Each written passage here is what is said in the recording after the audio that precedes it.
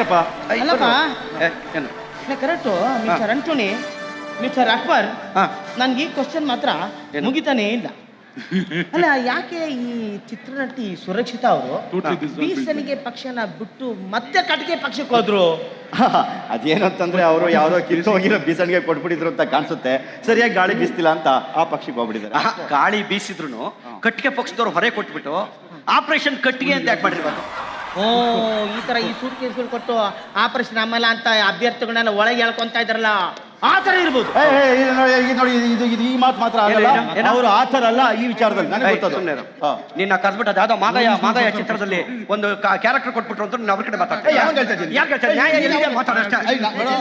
ನಡೆದಿರೋದು ನಿಜ.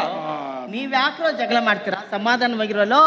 ಥಿಯೇಟ್ರಲ್ಲಿ 3D ಬರಲೇ ಇಲ್ಲ ಅಂತಾನೆ ಪ್ರೇಮ್ ಅವ್ರ ತಲೆ ಕೆಡ್ಸ್ಕೊಂಡಿಲ್ಲ. ನೀವ್ ಯಾಕೋ ತಲೆ ಕೆಡ್ಸ್ಕೊತೀರಾ? ನನಗೆ ಬಂದ ಒಂದು ಕಿಂಡಿ ಸುದ್ದಿನ ಹೇಳ್ಬೇಕನ್ನೋ ಅಷ್ಟೇ. ನೀರಿನಲ್ಲಿ ಮೀನ್ ಹೆಜ್ಜೆ ಕಂಡಿಡಿಬಹುದು, ಈ ಹೆಣ್ಮಕ್ಳು ಅಭ್ಯರ್ಥಿಗಳಿಗೆ ಗೆಜ್ಜೆ ಕಂಡಿಡಿಯಕ್ಕಾಗಲ್ಲ. ರೀ ಪಕ್ಷ ಯಾವ್ದಾದ್ರೇನು, ಜನ ಸೇವೆ ಮುಖ್ಯ. ನೋಡಿ ಕೈತೊಡ್ರಪ್ಪ.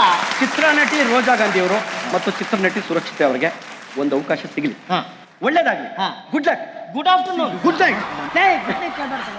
ಅವ್ರು ಎದ್ದು ಜನರು ಸೇವೆ ಮಾಡ್ಲಿ ಅಂತ ಹೇಳ್ತಾ ಇದ್ದೀನಿ. Okay, good morning. Good morning. ಈಶ ಸೇವೆ ಮೊದಲು, ದೇಶ ಸೇವೆ ಮೊದಲು.